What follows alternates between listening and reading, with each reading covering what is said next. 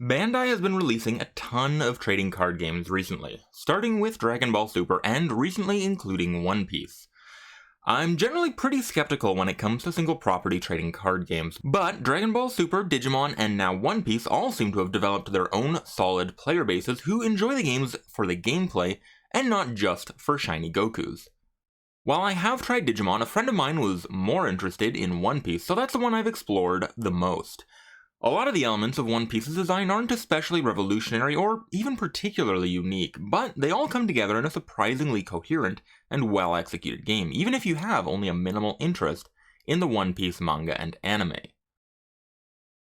Starting with your deck composition, you begin with a leader card. The leader resembles the character cards from your main deck, so they have a power stat and a useful ability. Beyond that, your leader also determines which colors you're able to include in your main deck, as well as your starting life. Generally, monocolor leaders will have 5 life, while dual color leaders will have only 4, although there are exceptions. The goal of the game is to land an attack on the opponent's leader once they are out of life. To do this, you'll need to attack with characters from your main deck, and support your offense and defense using events. The main deck is 50 cards total with a maximum of 4 copies of the same card. Note that, same as the Digimon TCG, card sameness is determined by their collector number, not by the card name. Finally, you round out the deck with 10 Dawn cards that start the game in their own separate pile. There is plenty of Alt-Art Dawn to choose from, but their effects are all the same. These are the resource system for One Piece.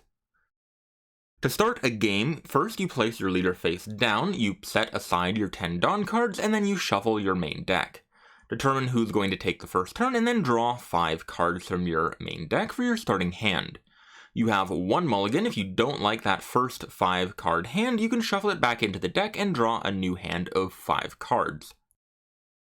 Once you have a hand of cards that you're satisfied with, or you've run out of mulligans, you're just about ready to start. The last step is to flip over your leader character, and then note the life total here in the bottom right.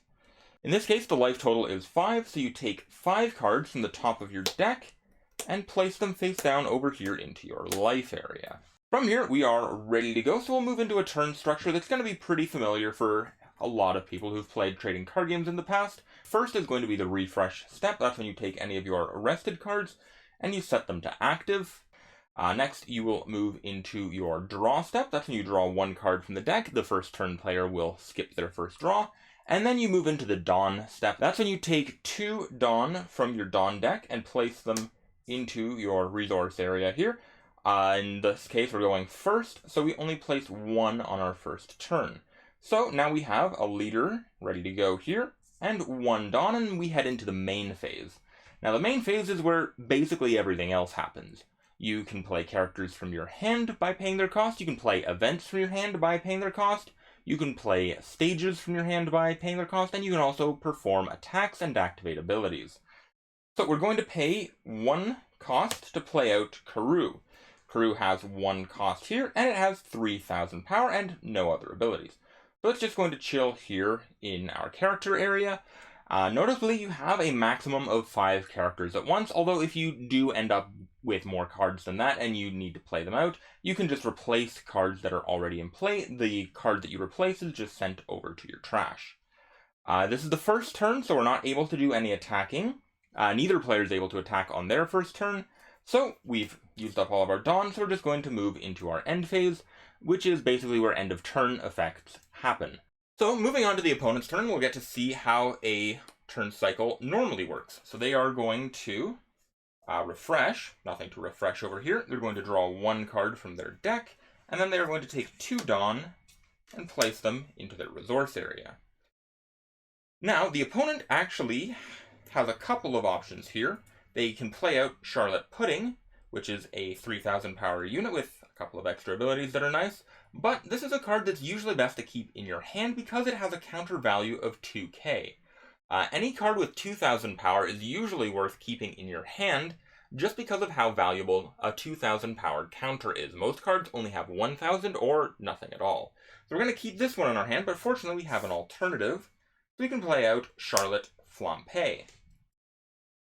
Now, since this is still one of our first turns, we're not able to attack with Charlotte Linlin over here, so once again, we are just going to pass back over to Luffy. So we refresh, draw one card,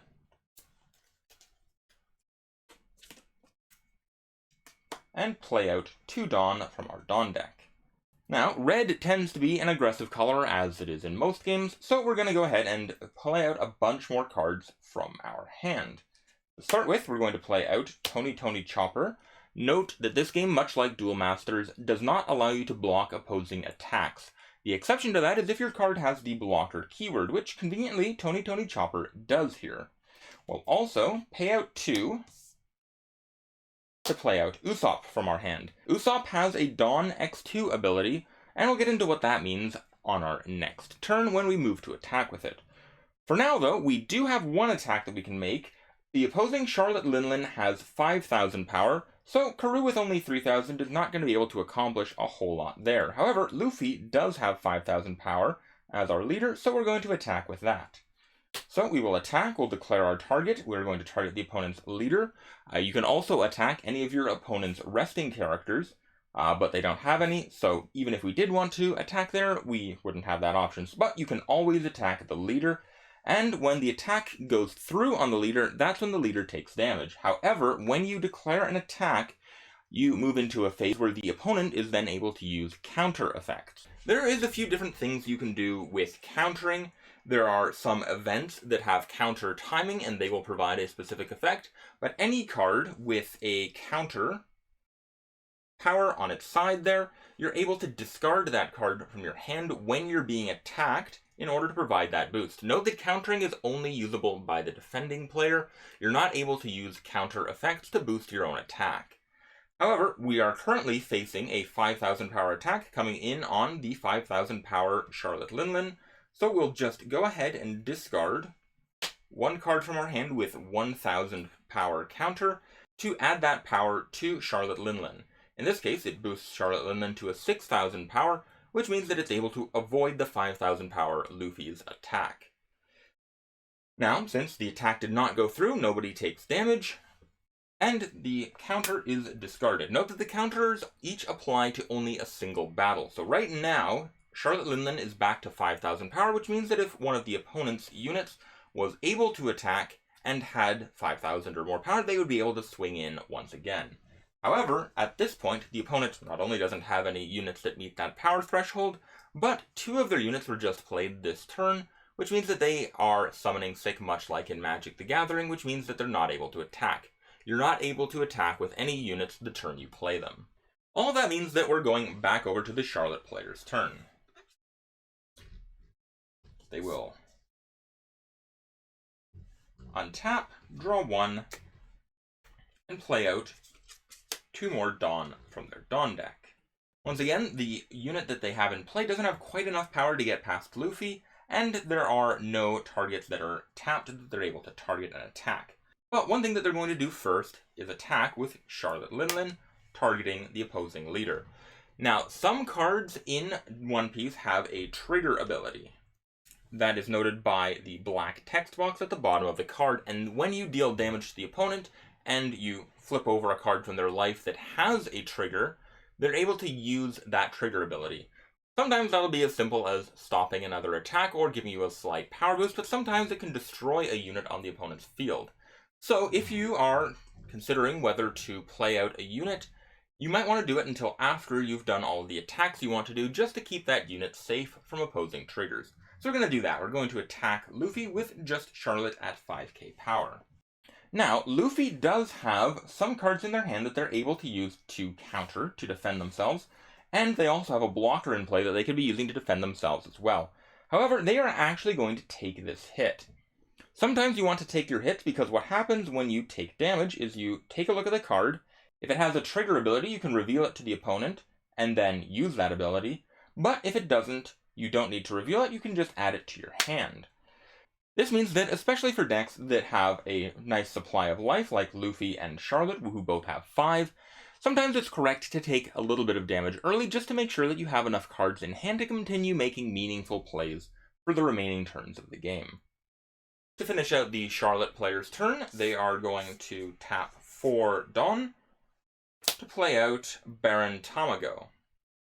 This is a 6k power 4-cost card, which is a fairly standard stat line, but importantly, since this has 6k on its own, it'll be able to start getting in on the attack to Luffy on our next turn. One of the things that'll help determine whether a card is very useful as an attacker is whether it meets the 5,000 threshold to be able to attack without needing any additional pump effects. So we'll move back over to the Luffy player's turn. They will refresh, draw 1, and add 2 more Dawn.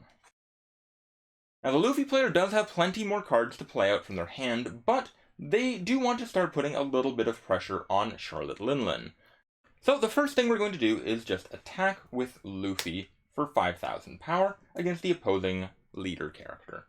Since this is a fairly easy attack to defend against, the Charlotte player will do that, just discarding a 1k counter in order to boost them to 6,000 and stop the attack in its tracks. Now the Luffy is going to use their Dawn in a slightly different way. You use your Dawn to pay for costs, but if you don't feel like using them to pay for costs, you can actually attach them to one of your units in play. You can attach them to your leader, you can attach them to multiple units, or you can just start stacking them up under a single unit. So in this case, we're going to put 2 Dawn cards under our Karoo to put it up to 5,000 power, so we have another attack on Charlotte. In this case, Charlotte is not going to stop that, so they're going to take 1 damage and reveal that they have hit the card Soul Pocus. This has the powerful trigger effect that allows it to use its main effect, and since this is a 5-cost event, it has a pretty impactful ability. It lets the opponent choose one of the two. They can either give you an additional life, or they can take 1 damage to their own life, putting it into the trash instead of their hand.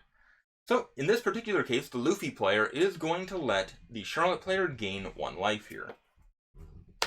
So the top part of the deck is added to the life total, and it's as if they didn't take any damage at all there. Charlotte's still looking in pretty good shape, but the Luffy player does still have 1 play to make here. They will play out 2 Dawn to play out Sanji from their hand. Now, Sanji only has 4,000 power, and since we were just played him this turn, he's not able to attack either, but there's a few things that we can do here. First, we have 1 Dawn left that we can attach underneath Sanji. This brings him up to 5,000 power, which is great, but he still can't attack. So we're going to go ahead and use the ability of our leader. Once per turn, we can take one of our rested Dawn and attach it to either our leader or one of our characters. So we're going to take this rested Dawn and slide it under Sanji here. Now, Sanji has one of those Dawn X2 abilities that we noted earlier over on Usopp. In this particular case, this means that if he has 2 Dawn attached to him for this turn, he gains the Rush keyword ability, which is basically haste. He's able to attack the turn that he was played. So he now has 6,000 power and is able to attack, so we're going to make yet another attack on Charlotte Linlin. Once again, Charlotte will not defend this, and they have not hit a trigger this turn, so they just add the card to their hand. We finally evened up the race a little bit. We've got a nice board on our field, so it's going to pass over to the Charlotte player, and we'll see what comes of that.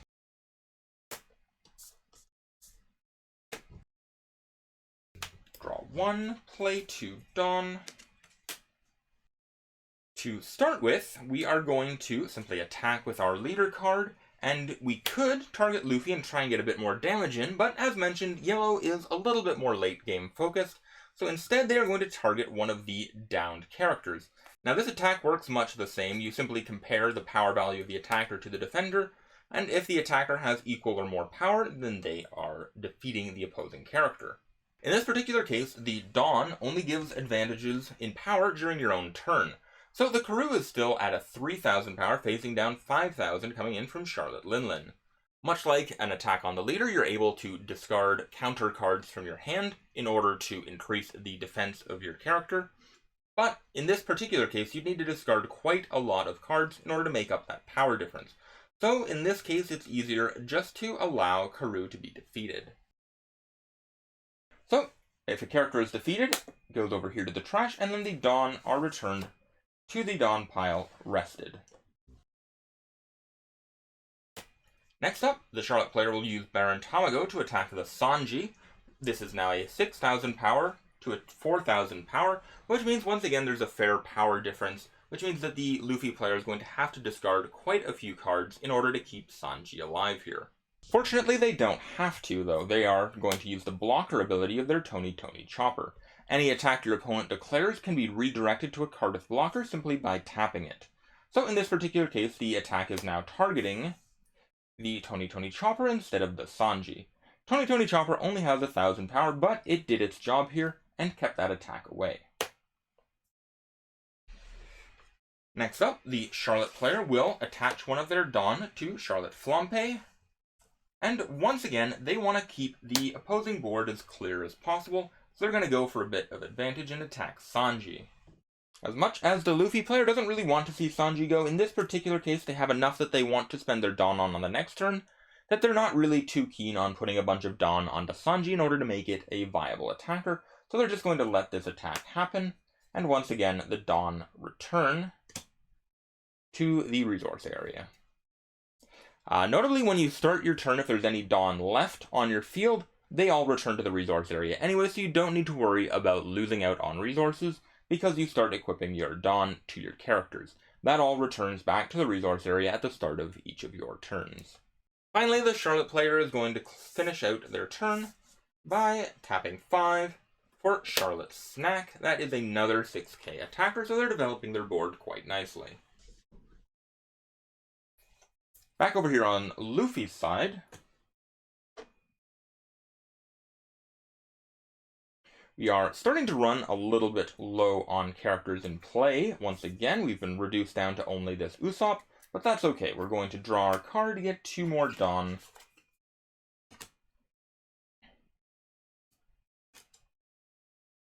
And we will pay out 3 for Nico Robin. That's a 3-cost, 5,000 power card, which is another fairly common stat line. And we will pay out 4 for Frankie, which is, once again, a 4-cost 6k. We've refilled our board a little bit here, so we'll just go ahead and use Luffy's ability to stick 1 Dawn underneath to give him a little power boost. And we'll attack Charlotte again, trying to get in a little bit of damage here. Over here we can see why 2k defenders are so useful, because we can simply discard one of them in order to prevent that damage. Now, it's not looking too great for the Luffy player, but we've covered all of the major gameplay mechanics and the basic flow of the game, so we'll get into a general summary of what I think of the game and how it's designed, while the rest of the game continues to play on in the background. So that is how you play One Piece. If there's one thing the game does very well, it's the lack of friction. All the rules come together very naturally, and the game has a solid sense of flow and pacing. Dawn come into play reliably each turn, and they aren't restricted by color, so you don't get mana screwed. Additionally, you always draw a non-land each turn, and any unused Dawn can always be converted into extra attack power, so you don't get mana flooded either. Your window for interaction during the opponent's turn is only during combat, which limits the number of awkward priority pauses to see if your cards are actually going to resolve, but it still allows for plenty of interaction during the opponent's turn at the most important moments.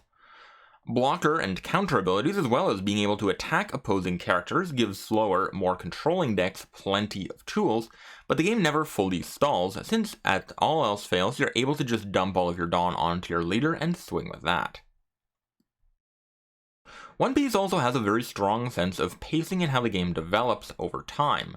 It neatly sidesteps the 1-cost problem by having the base power of all of your leader cards being 5,000, which is a few thousand points above most 1- and 2-cost characters. So, if an early character wants to actually deal damage, they are required to commit some extra Dawn into their power, which not only negates a lot of the cost efficiency of 1-drops, but also their lower power makes them easier for the opponent to remove with a counterattack on their next turn. Meanwhile, high-cost, high-power cards are often impactful enough to be worth including in the deck, but you do still need to make sure that your curve is clustered on the 3 to 5 cost range to make sure you're not going to get run over too early. Counter is also a great mechanic to add to the game, as it adds a ton of decision points into the gameplay. Which card are you going to throw away to prevent damage? Do you take the damage early and keep your hand size and play options high, or do you defend early when the attack powers are lower and you need less cards overall to stop opposing attacks? It's also really clever on the design side as well.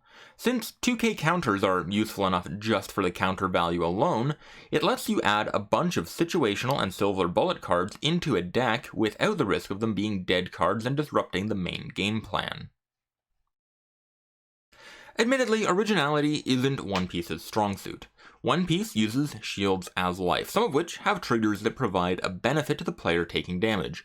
All of this is much like Duel Masters. Attacking also works very similarly to Duel Masters as well, from being able to target tapped units, to blocker being a keyword rather than a game action. Vanguard's counter mechanic has been sprinkled into the combat system for good measure. Leader cards are also common in plenty of other TCGs, including this game's Bandai predecessor, Dragon Ball Super, although nowadays even Magic uses leader cards for their most played format. Dawn, and the way that you can use them as both resources or power boosts, or return them to the deck to activate powerful effects, is probably the most unique feature here, but even that feels more like an evolution of Hearthstone's resource system.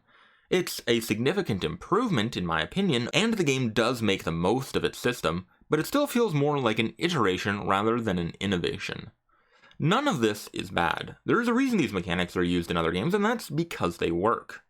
In One Piece, they all come together very well, and overall the game has done a decent job balancing its colors, leaders, and faction archetypes. There's plenty for players to play around with here. While the game is solid, if a bit familiar, I do have to mention the distribution and availability issues that at this point are starting to feel disappointingly familiar with Bandai trading card games. Just like with Digimon, I was initially put off trying to try the One Piece TCG because it was almost impossible to find a starter deck at MSRP. In fact, it was difficult to find much product at all that was at MSRP. I did eventually find one shop selling decks at a reasonable price and picked up a box of Booster Set 4 at the same time, but as of the time of writing this, Set 5 has been out for well over a month, and there's still no stock available in most stores. The secondary market seems to be alive and well, but there are cards like the purple 5-cost Queen that are frustratingly expensive, even though they were printed in a standard starter deck less than a year ago. While I've had plenty of fun playing One Piece, collecting it, or even getting enough cards to play at all, has been decidedly less fun. And that's where I'm going to close out this video. One Piece isn't a revolution in TCG design, but it's not trying to be. It wants to give you a great gameplay experience while using characters from a fan-favorite manga and anime series. And if it needs to borrow a bunch of mechanics to make sure the game plays well, then that's a trade-off it's fine with. It still does enough of its own thing that it is far from a soulless knockoff. It does feel like its own unique thing, and more importantly, it's fun. I am far from the biggest One Piece fan. I've read somewhere in the neighborhood of a dozen volumes in a series that has gone on for 10 times that long. There is a lot of characters in this game I don't recognize, and some potential spoilers that I've run into as well, but it doesn't really matter. Even though I don't know who Reiju is, or why Luffy gets white hair, at the end of the day, One Piece is just a fun game.